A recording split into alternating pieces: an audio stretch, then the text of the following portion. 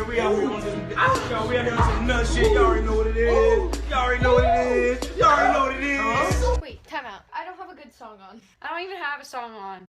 God, USPS is the absolute worst shipping service on the face of the planet. I was supposed to get a package delivered today, which attempted to. I mean, the guy that sent it to me, I guess, requested signature delivery, which I guess is fine. But since I wasn't home, I didn't give a package. I don't think they even left a notice. But when I go to, go onto the USPS website and and request a to just pick it up at the post office tomorrow or the next day, I type in my address, whatever, same old, and when I submit it says that the address used, that the address that I typed in did not match the address of the package, which doesn't make any sense, and I don't know how the hell I gotta find my way around it, but just Jesus Christ. The U.S. Postal Service has been around for decades, and it still has not been able to somehow progress past basic just the absolute minimum effort needed to be a decent shipping service. It's horrible. But anyway, enough about my shipping problems. Let's get into music today. So again, thank you guys again for coming by, showing up for another New Music Monday. And this New Music Monday is a little bit exciting for me personally because I have a new, I guess it's new.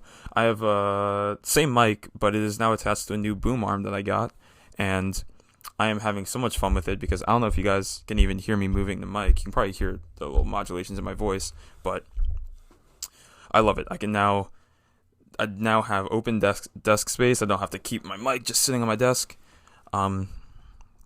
Yeah, it's nice, and I just get to swing it out the way. I was making I FaceTimed a couple of my friends to show it off because I thought it was so cool. It's not really even that cool. I just think it's really cool. But like when I would hang up on him, I would just shoot the arm out the way. It's the equivalent of shutting, slamming closed a flip phone from back in the day. Not the same effect, not the same not the same feedback in terms of noise, but it's cool. I'm done with this. Swing it away. But also a really good New Music Monday because an album that I had been anticipating for a while, being BENEE's album, came out on Friday. Even though I didn't actually know that it was coming out on Friday until I think 2 days before it came out. If you guys are consistent listeners and have heard my episodes in the past where I've talked about the singles that she's been dropping, she has I kept saying that I'm like, all right, she has to be gearing up for an album. Meanwhile, I didn't know that she had a release date announced for way longer, for mad long. I just didn't notice. But so I'm excited to talk to you guys about that in a little bit. Actually, I think it'll be the last thing I talk about today. But as usual, let's start off with some singles that came out, of which there were a bunch. Actually, I'm not gonna categorize. There weren't actually a lot that I would put into. There weren't enough that I wanted to categorize, and actually every single one that came out I wanted to talk about to some extent. There were, I'll say, 4.5 singles. You'll understand what the half is as I get into it. But let's start off with the first single, which is Billie Eilish's new song called Therefore I Am. This song is cool. Really, it's just another instance of Billie Eilish delivering a very understated and somewhat haunting performance. While the overall song doesn't have a lot of high points to me, it's still absolutely airtight from a musical standpoint.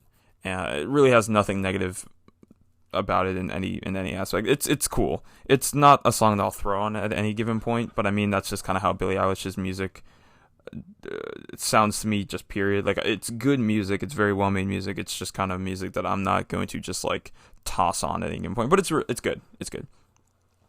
It does, however, that being said, it does fit perfectly, which I don't know how I feel about it fitting perfectly into her discography the way it does, in both tone and style. And by that I mean, it just goes it sounds like it could be off of her last album. The name is too long for me to remember. But it does sound like it could be straight from that album, which I guess is cool. I was kind of hoping for a more progression in terms of her sound. Like her single that I talked about maybe 2 months ago at this point, maybe even longer. I forget the name of that one, but That one I liked that one a lot more, and I like that song a lot more than a bunch of her others. But whatever, it still sounds good. Go check it out. Again, called "Therefore I Am" by Billie Eilish. Next song I want to talk about is called OHFR by Rico Nasty. And this song, I think, really lives up to Rico's namesake, being nasty. It's really grimy, hard-hitting, really violent, dark, and, you know, like I said, it's kind of nasty, at least in tone. The song itself is super short. I think it's like barely 2 minutes. It is ungodly simple. Not much substance to it, as with most of her songs for the most part.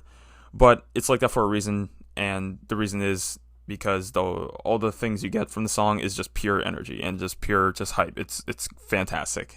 I like it a lot. Rico is overconfident, in your face, and comes across as somewhat intimidating at times. Again, not much substance here, but the song would be the perfect addition to your gym playlist, easily. If I had a gym playlist, it would be straight on there. It's also, like I said, it's also really short as hell, like 2 minutes long, but, you know, it definitely helps keep the energy up instead of having it drag on for too long, which is a problem that I will talk about with some of the songs on an album that we'll talk about in a little bit. Next song I want to talk about is called Holiday, which is by Lil Nas X. I'm not sure if you guys have heard of this not very well-known rapper named Lil Nas X. He made a song a while ago called, I think it's like Old Town Road with some washed-up country singer, but, you know, just something slight. But, oh geez, my garage door was opening. It scared the hell out of me. But, this song, this song is really bad. At least, no, in really every aspect that I can imagine, this song is really bad. I didn't enjoy it in the slightest, but I guess it's fun. I guess the one thing that you can give it is that it's fun, but it doesn't sound good. Like, it's just not good. It's just not good at all. But I mean, to be honest, I didn't think it was going to be good, so I guess that's kind of a fault of me compared to like how I was going to absorb the song, because I did not think it was going to be good in the first place. And I mean, it confirmed that it was not good, but I just didn't have high hopes, and it confirmed that my lack of high hopes were correct. It's essentially, okay, so I don't want to say it's the same song as Old Town Road, except in terms of the structure and the effort, it's, you know, it's pretty much exactly the same as Old Town Road. The only thing the biggest difference is that this song lacks novelty.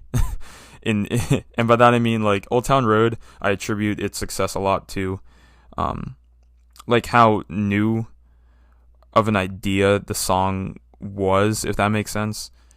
But, you know, that can't last you forever, and it definitely did not last here, which sucks. I wish I liked it, kinda, because he seems like a cool person. So I kind of want to. I hope he succeeds, but if he keeps putting out music like this, he's definitely not going to. The chorus is bad and really, really, really boring. I hate it. It has like 2 parts to it, and both of them suck. The quote unquote bars aren't even that good. He has like a Michael Jackson like hee thing or something like that. No, oh Jesus Christ, bad like Michael Jackson. That was the bar, which isn't egregious all by itself, but just like the way it's delivered, I hated it. I just absolutely hate it. The first time I heard it, I laughed, and then the second and third time I heard it, I just got irritated. And overall, the song just shows that, in my opinion, Lil Nas X is still just kind of riding this energy of Old Town Road. And I mean, it kind of sucks because Old Town Road was such like a monumental song. It's nearly impossible for him to like really come back with anything that's successful, especially if he's just trying to go get at it like right away. Like, I feel like that's like a lot of the problems with like a little sidebar here about one hit wonders,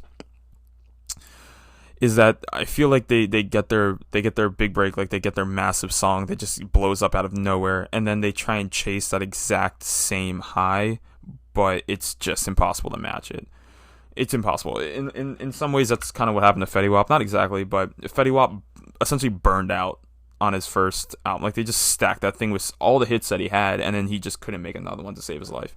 Not the same thing, but relatively similar. I do want to go back. The only really quote-unquote good part about this song is the second verse, or at least the only part of the song that I found to be enjoyable somewhat was the second verse, where he kind of makes a few tongue-in-cheek references to how he finessed the charts with his relentless remixes of Old Town Road, which that part was only like 10 seconds. So I mean, if the only part of the song that I enjoyed was only 10 seconds long, it's just not going well for it. Honestly, just to skip the song, it's not worth it. Just go back to Old Town Road if you really feel like hearing Lil Nas X's voice. And the last mainstream single that I want to talk about is this Na Na Na remix that I talked about, or I mentioned briefly. I think on last podcast or the podcast before. That was the original remix that I thought was fine. I thought it was good. I thought it was objectively fine, but I liked it a good bit. But here we now have the remix of it, which is Kanye, DaBaby, and 2 Chainz. And like I said, I mentioned this remix in one of my recent episodes, but I am so happy that it finally got an actual release, like an actual official release on DSPs. I am ecstatic about it because I loved it when he posted it on Twitter, and I still love it now. And I said it then. I think I said it then when I first talked about it, and I'll say it again now. There is absolutely no reason. Well, there is a reason, but for the sake of this conversation, there's no reason that DaBaby needed to snap this hard, like just this hard on his verse. He annihilated this beat, just absolutely destroyed it. It's insanity. And it's funny because I'm not sure how much I've talked about DaBaby on this podcast in the past, but I'm not the biggest fan of his. Even though I think he's talented, I feel like he falls into the trap where he has a very, very, very narrow lane and doesn't leave it. And that's a very nice way of saying, a very nice and industry way of saying that he doesn't switch up the style of music that he makes or his flow, as everyone likes to make jokes about him not switching up. But here he just... Oh my sweet Jesus. I didn't think he was capable. I thought he was capable of it. I didn't think he would actually do it, if that makes sense. The potential has always been there from the start, but for him to actually just put it to paper and come out with something that I think is a lot better than the vast majority of his music that he's put out himself, it's insane. But I mean, I guess this is kind of what happens when you get a Kanye beat, right? Like this I'd like to think that there would be no way that DaBaby would fumble this opportunity to like actually show up on, one of the most well-known and one of the most, musically speaking, one of the most respected producers in the world, in the history of music. So I mean, if you on paper it sounds like it would be good, but you never know, especially in 2020 with Kanye and in really any time with DaBaby. But it was great. The flow was great. And different, which I like to say, which I said he doesn't do often. He doesn't really switch up his flow often, which is the joke. But he actually responded with another joke and saying, it's part of the song. He's like, they said I don't, said I got the same flow, ha ha ha. Like it's just kind of, he's self-aware, which I respect from a listener's standpoint. I like it when artists are self-aware. It makes it more fun. Usually they have more fun with it. The energy was insane. The bars are on point. It was great. In fact, his verse would pretty much wash most other... His verse here would pretty much wash most other rappers on this beat, except for a select few, one of whom just happens to be the other person featured on this song, being 2 Chainz. 2 Chainz, whose album I'll talk about in a little bit. Oh, hey, Mo, what's up? There's a dog interrupting me. Hey, come on. Hey, Mo.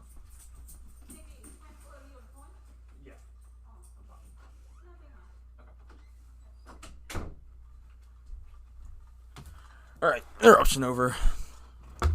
What was I saying? 2 Chainz, whose album I will be talking about a little bit later, when we get to albums, because he did release an album on Friday. 2 Chainz absolutely popped off on his verse, but it's 2 Chainz, so that's expected. I mean, it's just within 2 Chainz's identity to just break apart verses if he wants to. His feature catalog is pretty insane, honestly, once I actually go and think about it. I kind of wish that Ye kept some of his own verses for his remix, but actually, as I kept listening to it, I was like, you know what? I kind of like that he just kept his chorus. I think it just makes a lot of the problems that I kind of want to harken back and remember the critiques that I had about the song when I first talked about it, but I can definitely see with this remix that I can definitely see why people didn't like a lot of people's gripes with this, or gripe with the song, was that like the lyrics just weren't good, like the verses just weren't very good. To a degree, I would agree with that even still, and again, like with this remix, I guess it definitely shows that there's some value, that there's some truth to that those verses weren't good, because this song is monumentally better as this remix than it was just Kanye himself. But you have two different voices on there picking up slack, and they both annihilated it, like I said. So I can't be disappointed here. Literally the only bad, I guess this is less on the song and more on the decision around the song. The only bad thing that I found with the song is that there's only a clean version out right now. It's just a clean version on like a 2020 rap song. Meanwhile, half of the baby verse is bleeped out because it's the baby. And a little 2 Chainz does a little bit, not nearly as much. It actually, his was a little bit rare, but the baby's verse would have been, I don't know. Clean songs just suck. You guys all know clean songs just suck. Everyone knows that. And like, it's not even like they switch the words. It's literally just like it's not even, it's just bleeped out. It's unfortunate, and I don't want to say it ruins the song, because I mean the energy's still there, so it doesn't ruin it, but it definitely knocks it down a lot of pegs, unfortunately. Yeah, I just hate non-secular Kanye. It just sucks. Being a Kanye fan in 2020 is not the most fun thing in the world, but I digress. And actually, the last thing I want to talk about, this is the half song that I want to talk about, is, well, a little story behind it. I'm going to give myself a little shameless plug here and say that on Sunday, so yesterday or a couple days ago, depending on when you're listening to this, on Sunday, I did a live listening and live like script writing on my Twitch channel for like a few hours. I think I was streaming for like 3.5 hours. I was just playing through all the singles that came out that I talked about here, and then I played through all the albums, which I'll talk about in a little bit. Yeah, I just did a live playing, and one of the guys that came to the chat was like, hey, I didn't know who he was. He's like, hey, like, if you're listening, if you'd be so kind, I'm paraphrasing here, but he's like, if you'd be so kind, could you check out this song I just finished, it hasn't been released yet, but I would love some feedback. And I was like, you know what, fine, like, that'd be cool. I know it's kind of like a meme that people just jump into like replies and stuff with like, hey, check out my music or whatever, all that kind of stuff. But honestly, I was like, especially for like a new Twitch channel, I'm like, yo, I'll just give it a try. Worst case scenario, I just don't like the music and the kid doesn't come back, but whatever. So I checked it out. He sent me his SoundCloud link, which in and of itself is still funny, but sent me the SoundCloud link, turned on the song, and it was really good. It was really, really good. It was really, really good. And the funniest part is that my girlfriend Sarah was also just watching me, was just tuned into the live stream at this point. And obviously when I played the song, I played it over the stream, so she heard it too. And if you know anything about Sarah, or if you know anything about me and Sarah in terms of like our music taste, we have very, very, very little overlap in music taste, like insanely small overlap. But she also liked it a lot. She put it in the chat that she liked it a lot. She told me afterwards that she liked it a lot. She told me like at dinner with her family that she liked it, that she really liked that kid's song, which I thought was hilarious. But it was really good music. The song, again, it wasn't released yet. I think he sent me like a private SoundCloud link, so I'm not sure if you'd be able to like find it anywhere. But it's called No Feels, with feels ending in a Z, so no and then FEELZ. And the guy, his name is, I think it's Tav, and his @ on Spotify is I'm Tav, so IMTAV. I think it's the same thing on SoundCloud as well. I will say I didn't listen to any of his other stuff. I just didn't get around to it. But yeah, this song is the song that he played me was really good.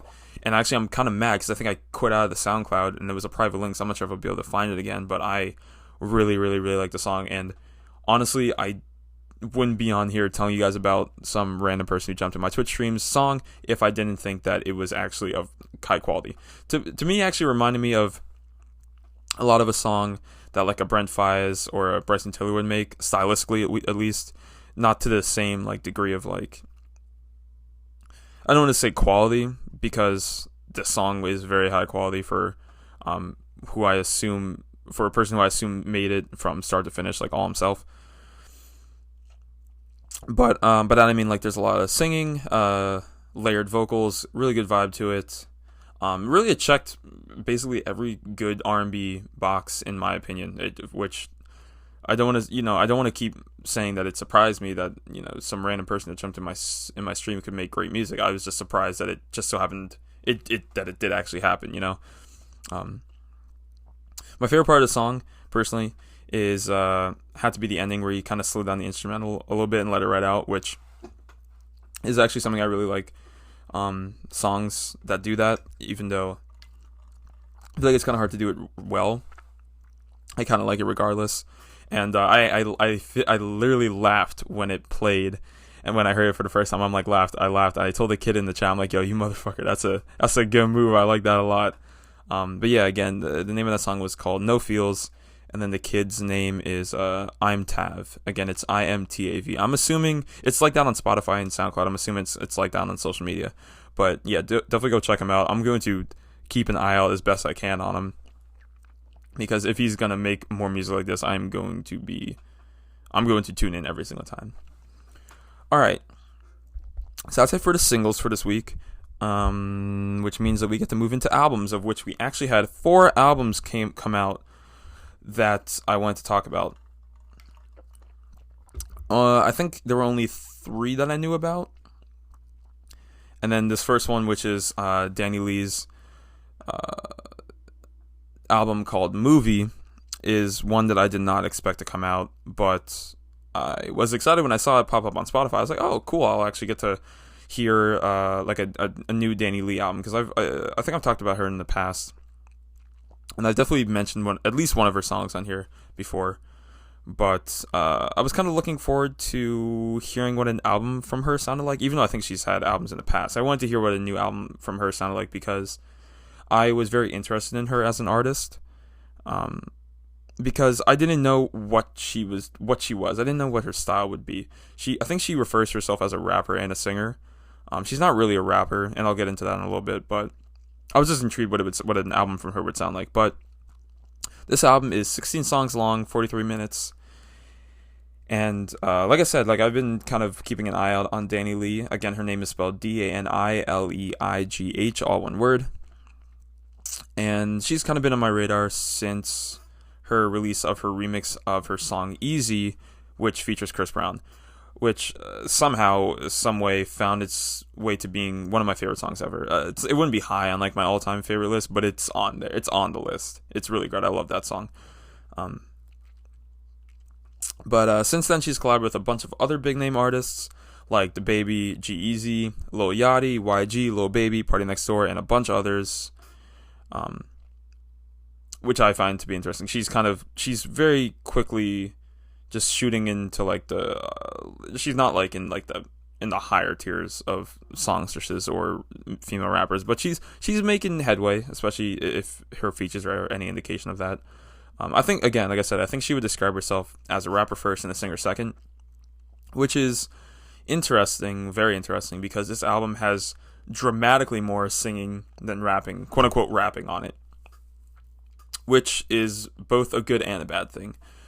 I must say that I do prefer her songs when she's singing, but she tends to, at least with a lot of the songs in here, she tends to drown out her voice in a lot of auto-tune, which really makes it sound kind of generic.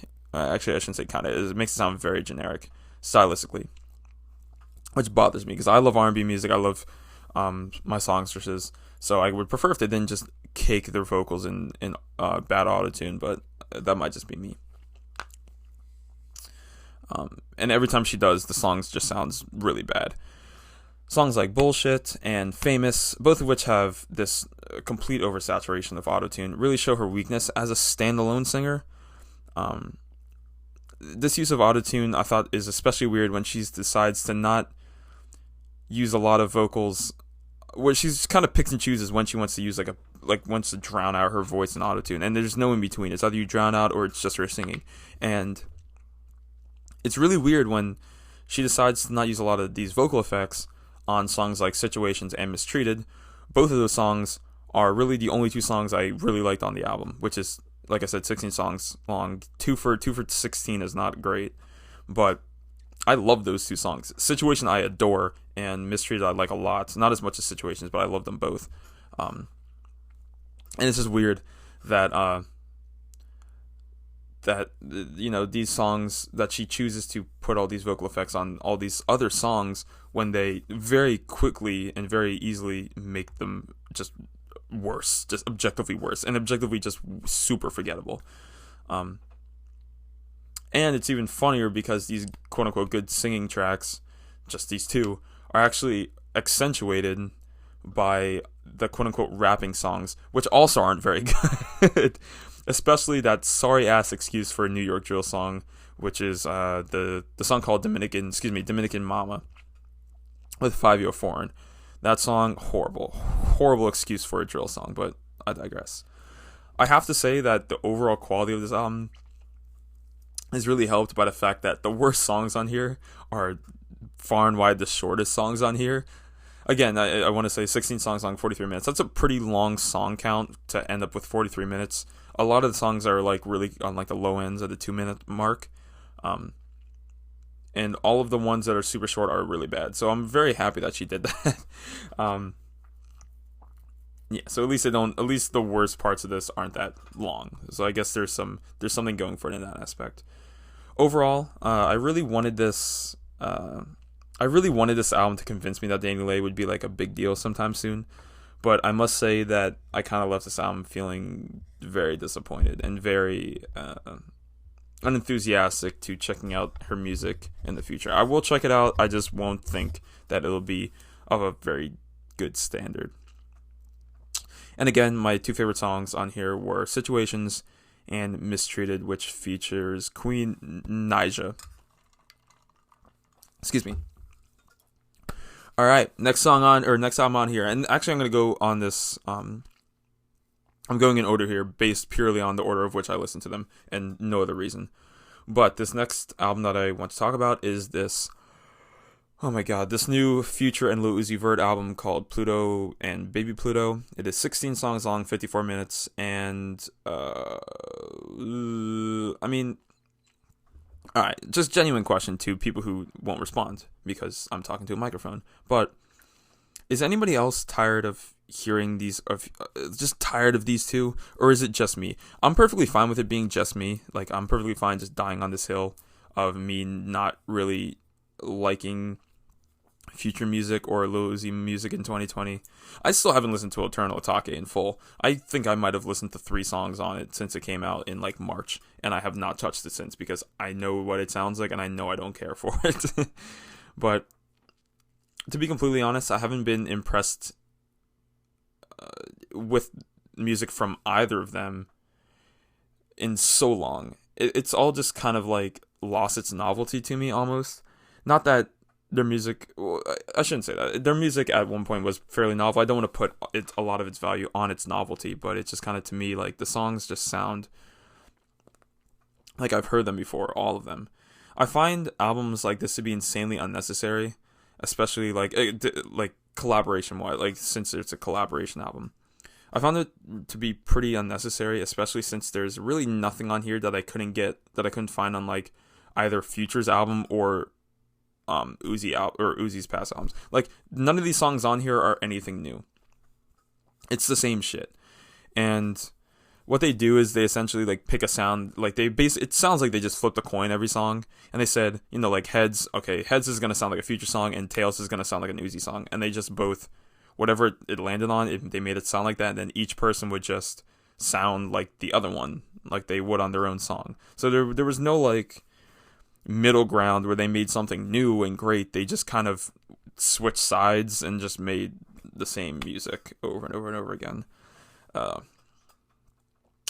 Same instrumentals, basically. Same content, almost exactly. Same flows, pretty much exactly. Same everything. Also, quick note here, there's no reason that any trap song in this style should be more than 3 minutes long. There really shouldn't be. In this style, it should not, no trap song should be more than 3 minutes long. 3.5 is you getting there, and 4 is pushing it. Whereas on this album, there are a bunch of songs that are just way longer than they should be. The repetition of the songs only gets amplified when the albums just overstay their welcome, which most, if not all of most of the songs overstay their welcome, realistically. You can get in and out of most of these trap songs in 2 minutes and just 2.5 minutes and call it a day. And it would be way more enjoyable, especially on, following listings.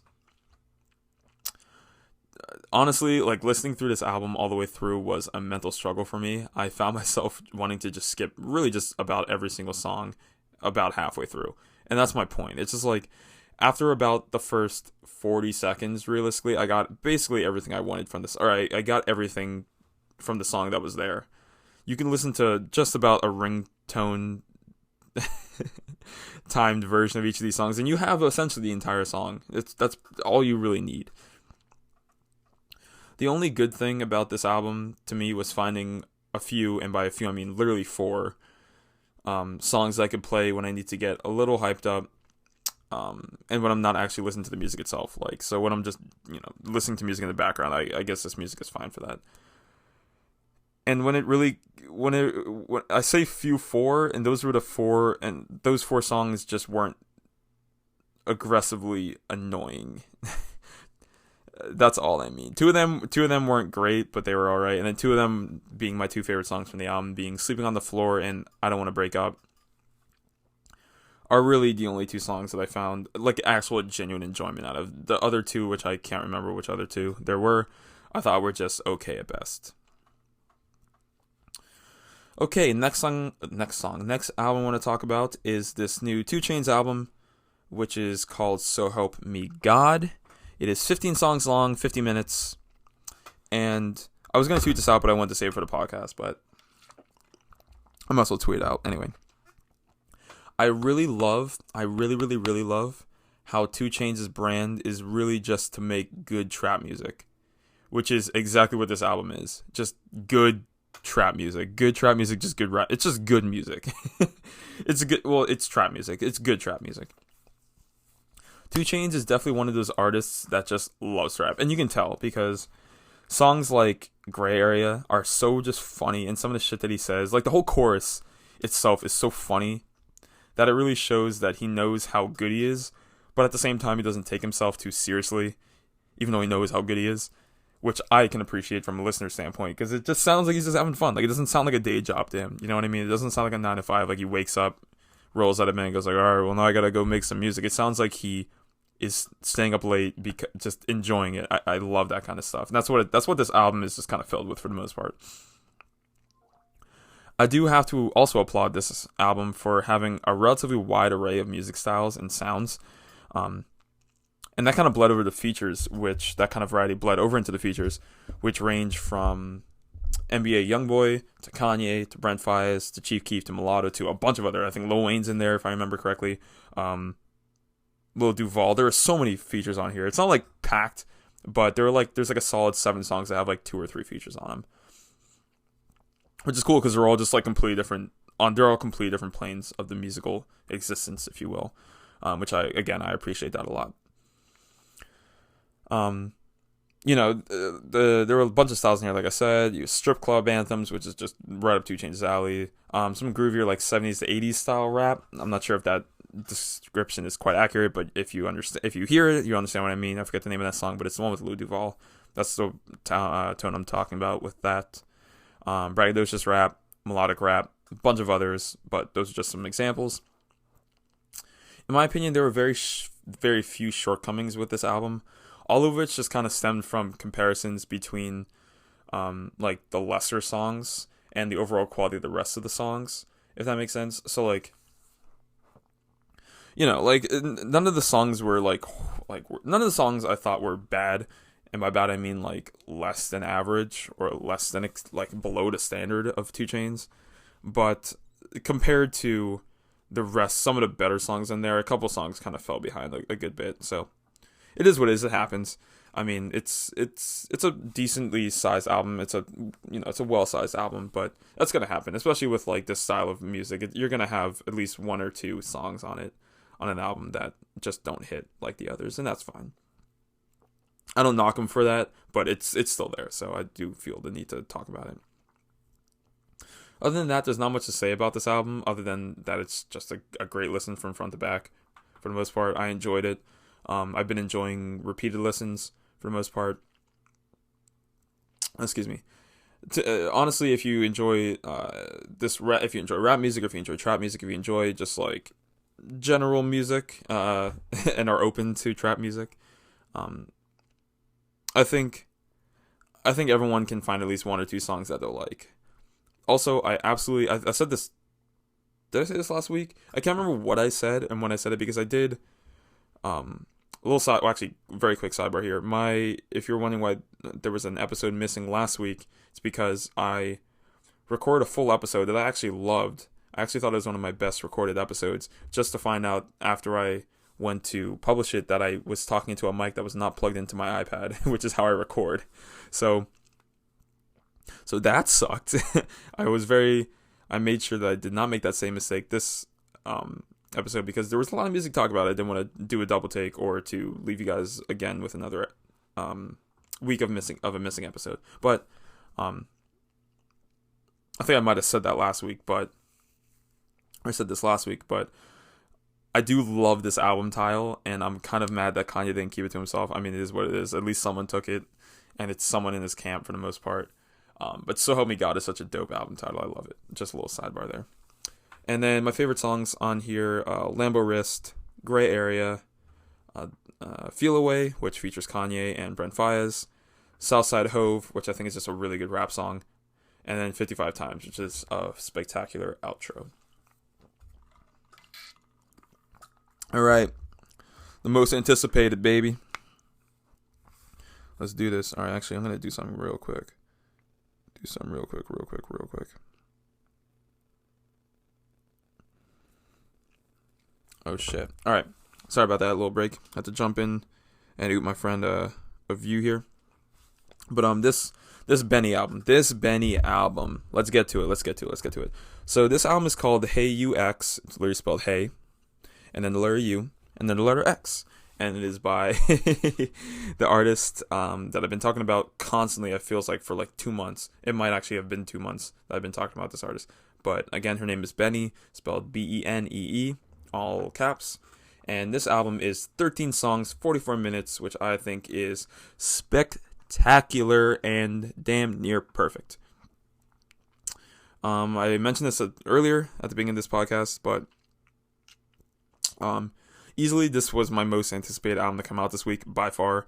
In fact, realistically, subconsciously, it was probably the most anticipated album in the that I've seen or that I've listened to in the past few months. I think that's fair to say, to be honest. And in short, it lived up to its expectations, at least in my personal opinion. BENEE's unique vocal and musical style are on absolute full display throughout this entire album. You can tell I really like this album because I pulled out like all my writers, my big boy writers words, but my publication words here. But her musical style is on full display throughout this entire album, whose charm is found in its separation from a lot of mainstream music, which I think, by nature, it's alternative music. So by nature, it's, just by the nature of its name, it's going to sound different than a lot of mainstream music. But I love that kind of stuff. I like hearing music that just does not sound like any other shit I've heard before, and that is just like, it seems like that's just BENEE style, which I have come to love.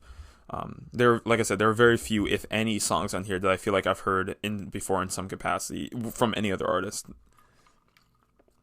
which is fantastic. And again, I'm giving it a lot of credit for that. I will attribute a good deal of this uniqueness to BENEE's voice, which has this almost like vulnerable, underdeveloped like tone, and like, I guess, tone is probably the best word I can use to describe it, which makes every song feel so much more genuine and like endearing in a way. I love it. It might be, I don't want to say it's polarizing as a voice, I feel like, but I feel like you either like it or you don't. But I adore it. I love her voice. It's fantastic. It's not like the best like singing voice if you're looking for like runs and like I don't know how to describe it, but it just sounds really cool to me, and I love it. And oh my god, the vibes on this album. I slinging the word, the V word around there is kind of low effort, but honestly, this album is just full of it. I can't see how it would even be possible to not dance or at least sway along to the sounds of this album. It's incredible. I adore it. I will speak very highly of this album as it is. It's very relaxing yet energetic, but also among both of those very addicting, at least to me. I have been listening to this album pretty much on repeat every given opportunity that I've been given to listen to music. I've listened to this album. I love it. The feature picks on this album are absolute perfection to me, especially for a relatively up-and-coming artist. I guess you would consider BENEE to be up-and-coming. They're fantastic. She picked great. I'm not sure if it's just her who's picking these artists, or for labelers, or for team is, or whoever. Whoever's picking them needs to get paid, because they did a great job picking the features here. I mean, like, what other, and there's just a range of them is insane. Well, it's not insane. The range of them for being, I think this is her debut album, right? Yeah.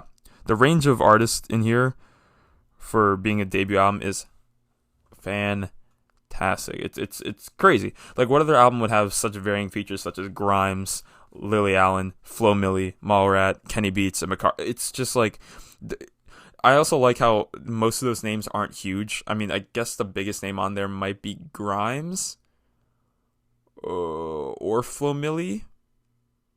I'm leaning more towards Grimes, but that might be a different scene. But like the names, I love how the names aren't especially big. Like, she's not trying to pull like this massive star power to bring a lot of attention to the song or to the album, which I guess they could afford to do that, because I mean, Super Lonely is a insanely massive hit, so that song alone will bring people to the album. You don't really need like these big name features to do that, but regardless, I appreciate that she used some smaller artists on here, all of which pulled their weight and then some. They were fantastic. And I talked about this more during my episode where I talked about the new Spillage Village album, which came out a few months ago. But I also really like when artists, like I said, introduce me to artists I've never heard before. This album gave me a bunch of those features that I need to check out at some point. Like, absolutely need to. I did mention that Lily Allen feature when I talked about what song is that, Plane. I need to check out her music. And Flo Milli has been my old roommate Sam showed me Flo Milli, and I kind of made fun of him for it, but she's growing on me as a female rapper. I like her a lot.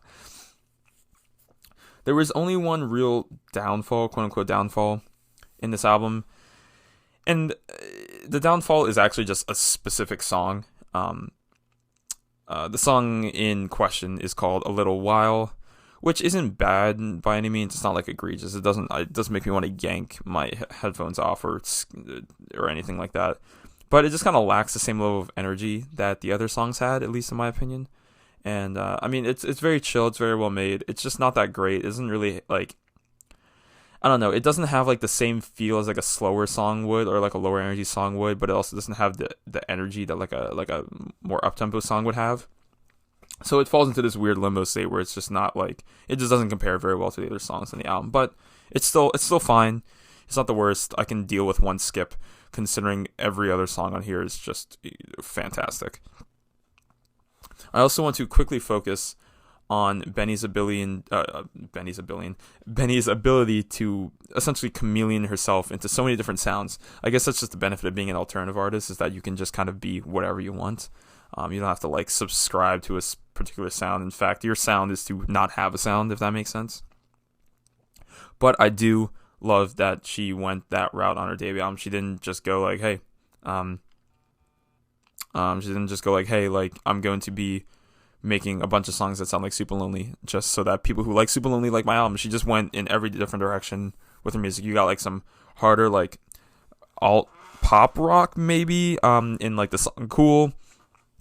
You get some like almost like chill hop club music with Sheesh, which features Grimes. You get some like a breakup song, which I talked about, called Plain, which features Lily Allen and Flo Milli. If I Get to Meet You, which is like some, I don't even know how to describe it, but that shit's great. I don't know how to describe that kind of music. And it's fantastic.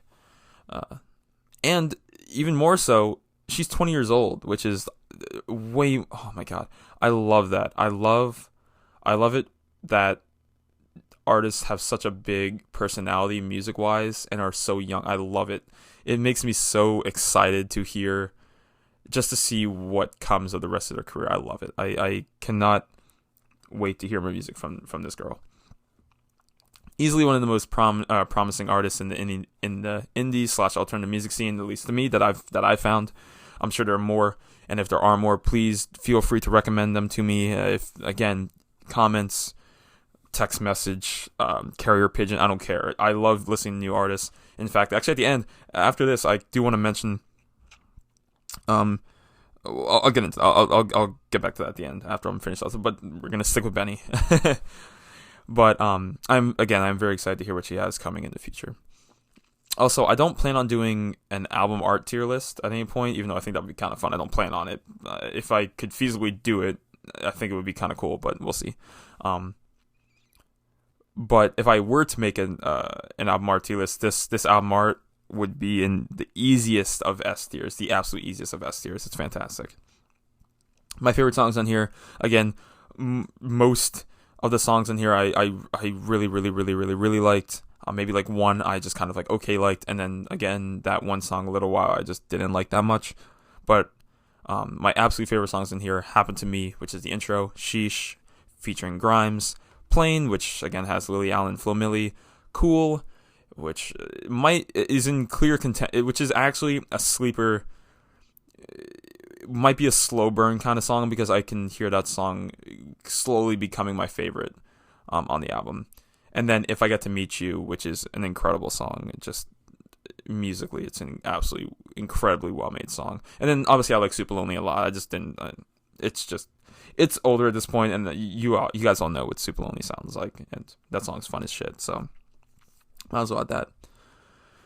But yeah, that does it for all the new music that I want to talk about this week. I do want to, before I leave you guys, talk very quickly about, and I don't do this often, but I do want to very quickly talk about this EP by an artist named RINI. God, just another week, another episode, another instance of me completely butchering an artist's names, but it's spelled RINI. And this artist was shown to me by my friend Baba from Penn State, and the song that he showed me was called Meet Me in Amsterdam, and I love that song. When he played it for me, I was like, all right, he's like, all right, when I get a chance, I'm going to go and listen to the rest of this EP that this song is on. And that was maybe like a month or so ago. I still had yet to listen to the EP until last night, where I listened to, it's only 5 songs. It's only a 5-song EP, and it's actually an EP from 2018, if I remember correctly. I'm pulling it up right now, excuse me. Yeah, it's a 5-song EP, literally 22 minutes long, short as shit. But the EP is from 2018, and the EP itself is called After the Sun.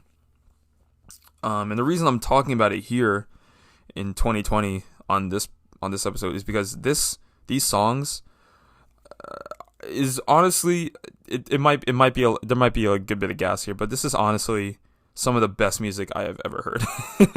Some of these songs are some of the best music I've ever heard, point blank period. Meet Me in Amsterdam is a masterpiece. Aphrodite is without fault. Ocean, the last song, which is the only song with a feature, is amazing. Oh my god, like all these songs are fantastic. It's only 5 songs. Again, it's called After the Sun by RINI. Again, RINI. Please go listen to this. It is slower R&B, probably more traditional R&B, but this dude's voice is silk. I don't know how else to really put it. It's just fantastic. Go listen to it, please. Just go listen to it. I'll probably link it or something. I don't know. Just go listen to it. If you're gonna, honestly, it's funny. If you're going to listen to anything that I talked about this week, listen to this EP. And then go listen to this BENEE album. But if you have to pick two, go for those albums. If you have to pick one, listen to this After the Sun EP by RINI. It's immaculate. But yeah, that does it. Or rather, that concludes another episode of yet another New Music Monday without a Kanye album. This Na Na Na remix will definitely have to hold me over until then, and it probably will, to be honest. I don't know how long it's going to be. There were rumors of a November release, but we're exactly halfway through November. If you were to release it on Friday night, which just happens to be the greatest day of the year, November 20th, then I would be very open for that. But if I'm not holding my breath by any means. But, just like every week, we will try again next week. In the meantime, like I said, go check out all the music that I talked about today. And be sure to check out last week's episode if you didn't already. Again, last week's episode did not exist, but go check out last week's Thursday podcast with Brad. We talked about some pretty heavy stuff there, but I think we had a really cool conversation. It's probably one of the better conversations I've had with Brad, not just on mic, but period. And then probably one of the better conversations I've had with somebody in a while. Really great. So go check that out. Also, like I mentioned before, the script for this album was written live on my Twitch channel on Sunday while I listened to all the music while I typed and while I wrote it. I listened to all of it live, like a little listening party, if you will. I think I'll continue to do this every Sunday, so be sure to check out my Twitter and be sure to follow me on Twitch to know when I go live. Again, both my Twitch and my Twitter handle are HickNope. So if you forget one and you follow one, feel free to follow the other. And then obviously both those will be linked. If you forget or don't know how to spell HickNope for whatever reason, they will both be linked down in the description or up in the description. I'm not sure where Spotify puts it. I think it's up. I think Spotify puts their subscriptions up or descriptions upwards, and I think Apple Music does the same. But you get the point. Check the description for those links. Go follow me. And with that, I've been Nick Hope. This has been the Bittersweet Taste Podcast, and Brad and I will talk to you guys again on Thursday.